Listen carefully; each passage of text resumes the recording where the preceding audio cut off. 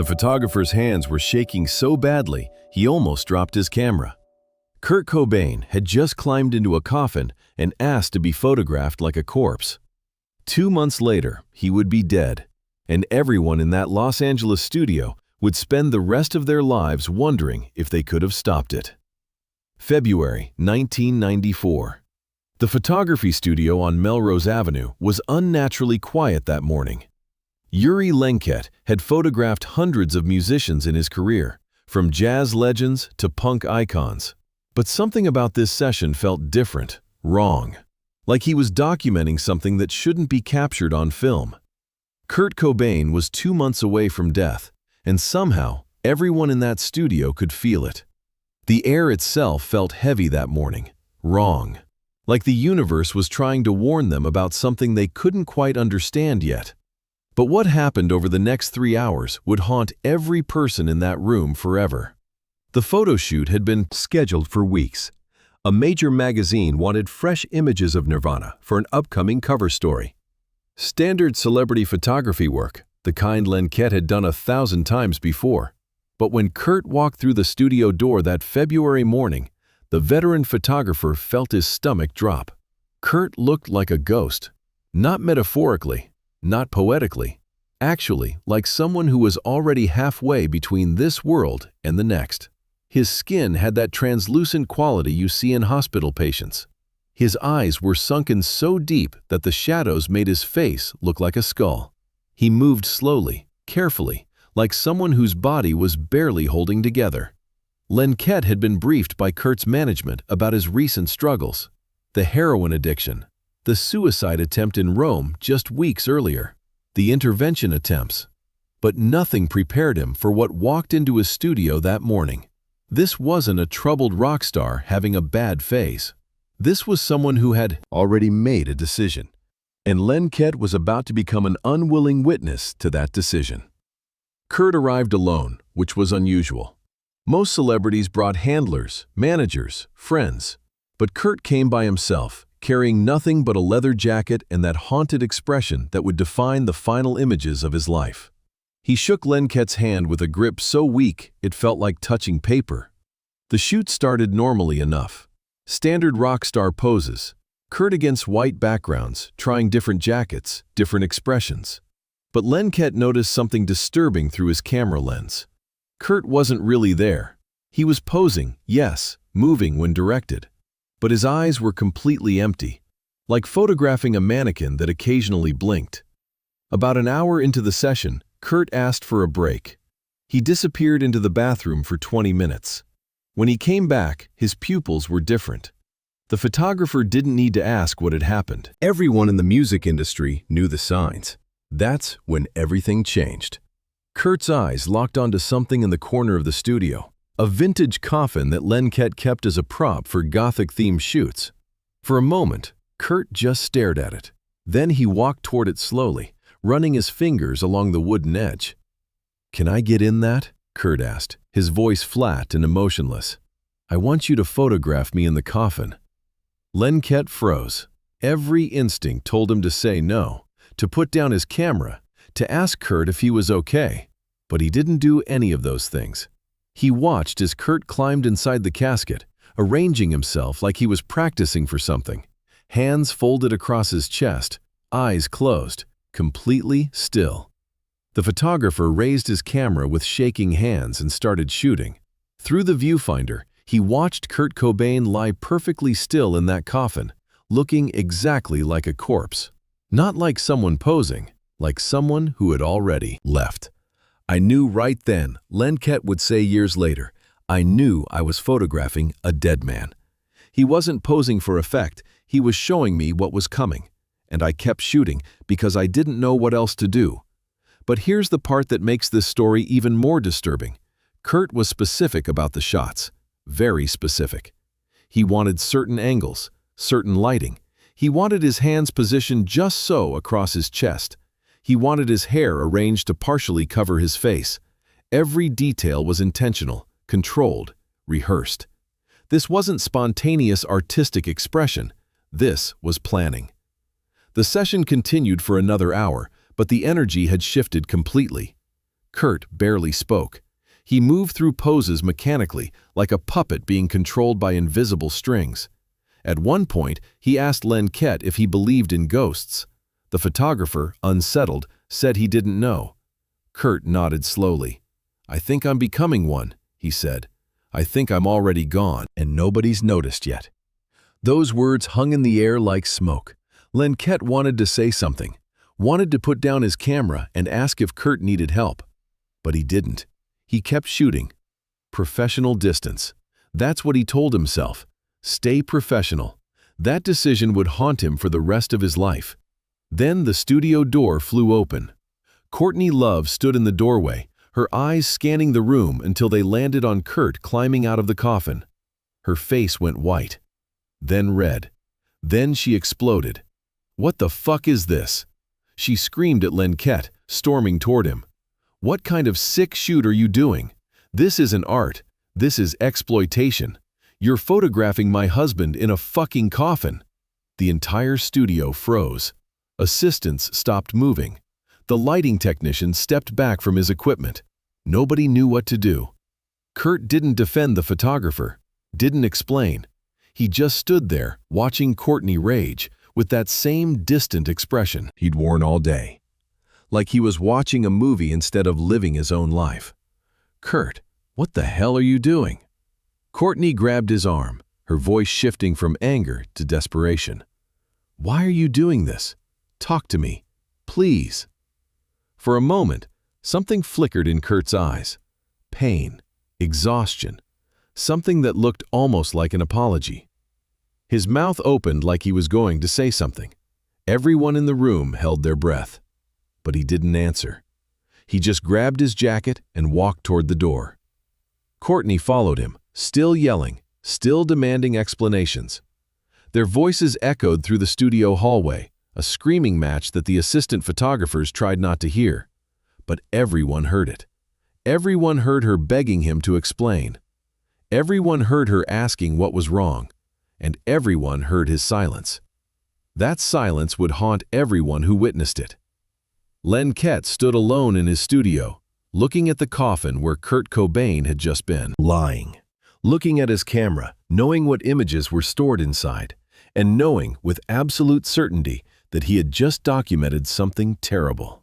But here's what nobody expected to happen next. When he developed the film the next day, Lenket almost destroyed the negatives. The images were too disturbing, too prophetic. Kurt in the coffin looked exactly like post-mortem photography. His face had that waxy, distant quality. His body had that stillness that only comes with death. The photographer called Kurt's management immediately. "I'm not comfortable with these images," he said. "Something is very wrong. He needs help." The manager's response chilled him to the bone. "We know. Everyone knows. But he won't accept help. Just hold on to the photos, don't release them, and don't talk about this to anyone." 2 months later, Kurt Cobain was found dead in his Seattle home, and Yuri Lenket was left with the last professional photographs ever taken of him, including images that looked exactly like documentation of a suicide that hadn't happened yet. For years, Lenket refused to publish the coffin photographs. They felt too intimate, too disturbing, too much like profiting from tragedy. But other images from that session did get released, and people who saw them noticed something. Kurt looked wrong, sick, absent, like someone who had already left. What you have to understand is that these weren't just unflattering photos. These were images that made people uncomfortable in a way they couldn't quite explain. There was something in Kurt's eyes, or rather, something missing from them. A vacancy that made viewers feel like they were looking at a photograph of someone who was already gone. Music journalists started calling Lenket, asking about the session. What was Kurt like? Did he seem suicidal? Did he say anything significant? The photographer gave careful, measured responses, never quite telling the full truth, never mentioning the coffin, never admitting that he had photographed Kurt Cobain practicing his own death, but the guilt was destroying him. Every night, Lenket would lie awake, replaying that session in his mind. What if he had put down his camera when Kurt asked to get in the coffin? What if he had said no? What if he had called someone, anyone, to come help, but he hadn't? And now, he had to live with that. In 2004, 10 years after Kurt's death, Lenket finally spoke publicly about the session. He described Kurt's demeanor, the unsettling requests, the sense of documenting someone who had already decided to die, and he admitted something that had haunted him for a decade. "I could have said something. I could have called someone. I could have refused to photograph him in that coffin, but I didn't. I was a professional, and professionals don't interfere. They document." He paused. "That's bullshit. I was a coward. I saw a man planning his own death, and I took pictures of it." Other people from that photo shoot eventually came forward with their own observations. The makeup artist remembered that Kurt's skin was so damaged from drug use that covering it required heavy theatrical makeup. She remembered him asking her, "Does it matter what I look like? Does any of this matter?" The lighting technician remembered that Kurt kept asking to dim the lights, saying they hurt his eyes. But when the lights were dim, he would just stand there, staring at nothing, like he was somewhere else entirely. The studio assistant remembered finding Kurt in the bathroom, staring at himself in the mirror with an expression of complete horror. When she asked if he was okay, he said something she never forgot. "I don't recognize myself anymore. I don't know who that person is." Everyone present that day carried the same guilt, the sense that they had witnessed someone preparing for death and done nothing to stop it. They were professionals doing their jobs, capturing images, maintaining boundaries. But those professional boundaries meant watching Kurt Cobain rehearse his own funeral and staying silent. The images from that session eventually became some of the most analyzed photographs in rock history. Photography experts studied Kurt's body language, his facial expressions, looking for signs of his mental state. Mental health professionals used the images in discussions about recognizing suicidal ideation. Art critics debated whether publishing such clearly distressing photographs was exploitation or important documentation. But here's what most people don't realize about those photographs. They weren't just images of a rock star having a bad day. They were a message. A goodbye letter written in light and shadow instead of words. Every frame, every pose, every carefully arranged detail was Kurt's way of saying something he couldn't say out loud. The most haunting aspect wasn't what the photograph showed. It was what Lenket remembered from behind the camera. After climbing out of the coffin for the final time, Kurt had stood next to it for a moment, running his hand along the wooden edge. Then he'd looked at Lenket and smiled. Really smiled. For the first time that day. "Did you get what you needed?" Kurt asked. Lenket said yes. Kurt nodded. "Good. That's important. Having a record of things, so people know it was real." At the time, Lenket thought Kurt meant the photo shoot. Only later did he understand what Kurt was really saying.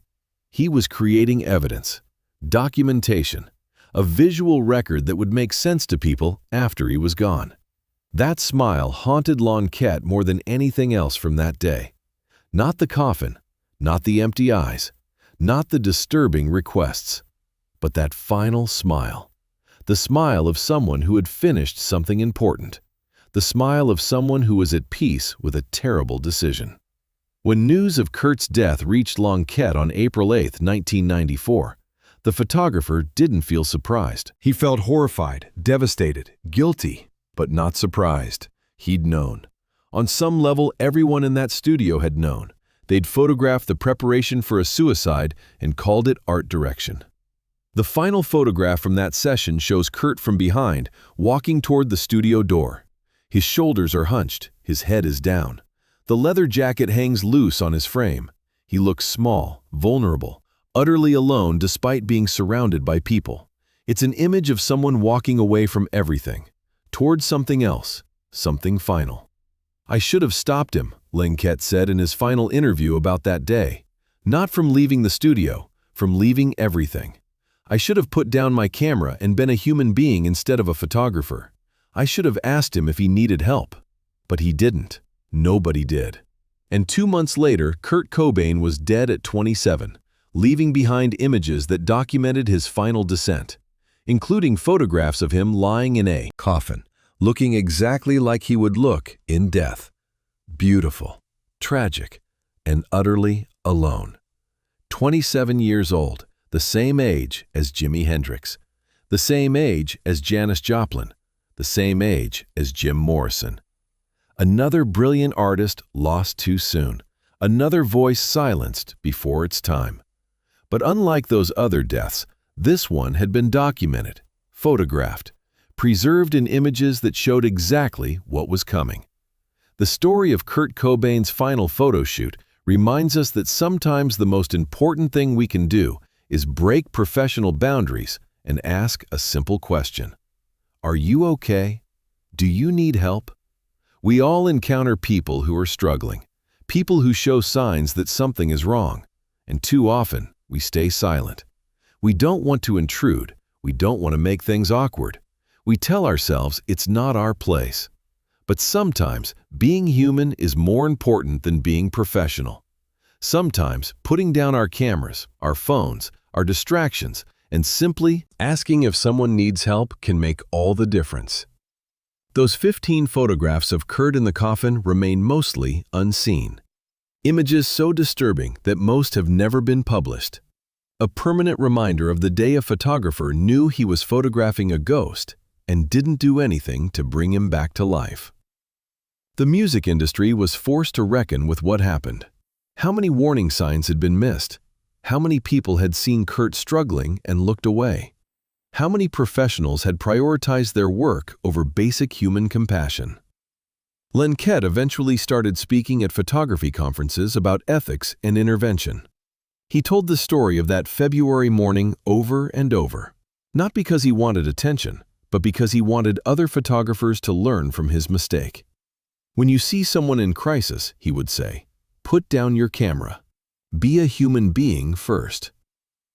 The coffin photographs were offered to tabloids for enormous sums after Kurt's death. Lenket refused every offer, not because of ethics, he admitted honestly, but because every time he looked at those images, he saw his own failure staring back at him. He saw a man who needed help and a photographer who was too professional to offer it. Some things, Lenket said, are more important than the perfect shot. I learned that too late. Kurt Cobain taught me that lesson, and I'll carry it with me until I die. The story of that photo shoot spread through the music industry like wildfire. Other photographers who had worked with Kurt in his final months came forward with similar stories.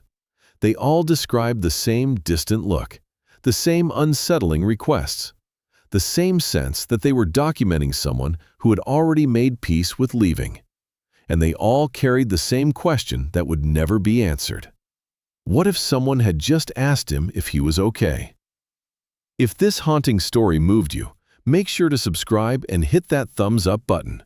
Share this video with someone who needs to hear about the importance of reaching out when someone is struggling. Have you ever witnessed a moment when you wished you had said something? Let us know in the comments. And don't forget to ring that notification bell for more untold stories about the moments that defined rock history.